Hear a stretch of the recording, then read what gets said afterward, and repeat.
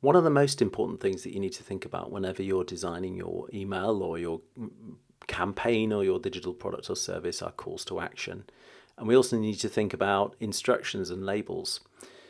So we're going to find out a little bit more about calls to action, instructions, labels, and how to apply those.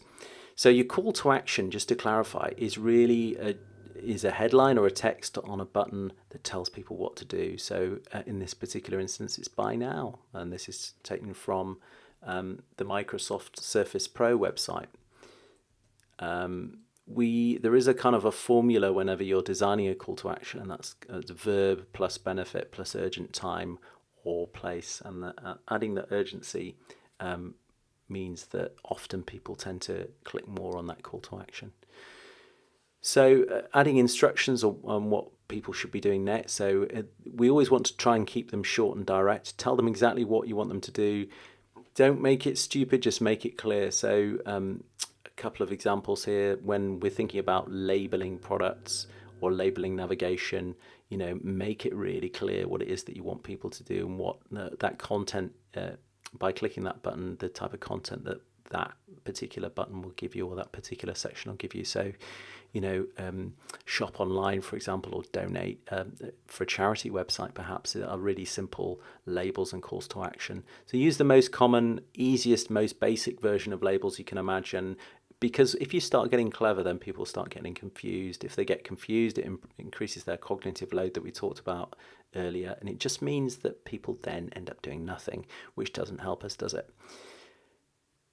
In terms of calls to action, we can have primary and secondary calls to action, and there's a number of different examples of how this might work. So, for example, Netflix sent out, an email, or they've got their email sign up there, and you can see here on the page they've got the primary call to action, which is sign in, and their secondary call to action is forgotten your email or password, and you can kind of see the differentiation between the two. And people know their links because they're in blue, and we know how to interact with that.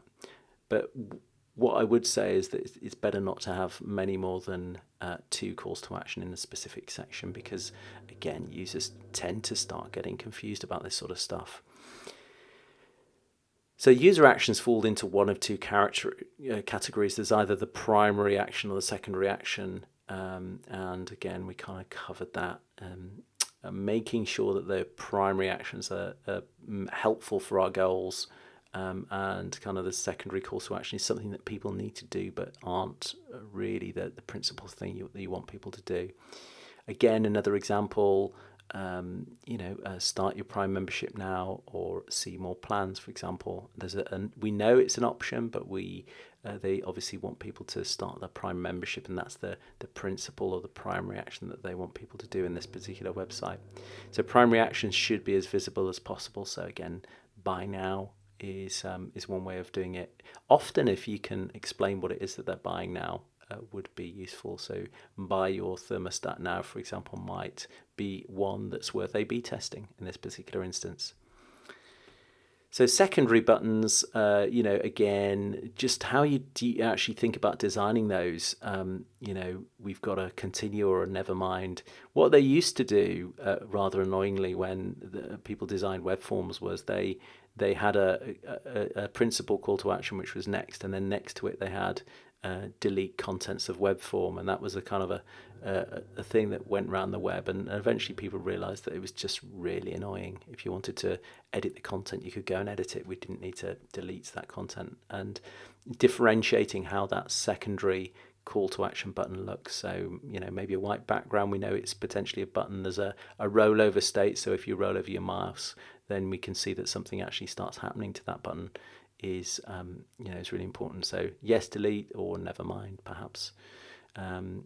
But again, this is kind of a counterintuitive thing that we're having on a web page. Maybe it's not the best way of representing that information. So as I said earlier, having a way that people can actually delete stuff is sometimes not a good way of going. So that's all about primary and secondary actions, and all about how we think about designing calls to action.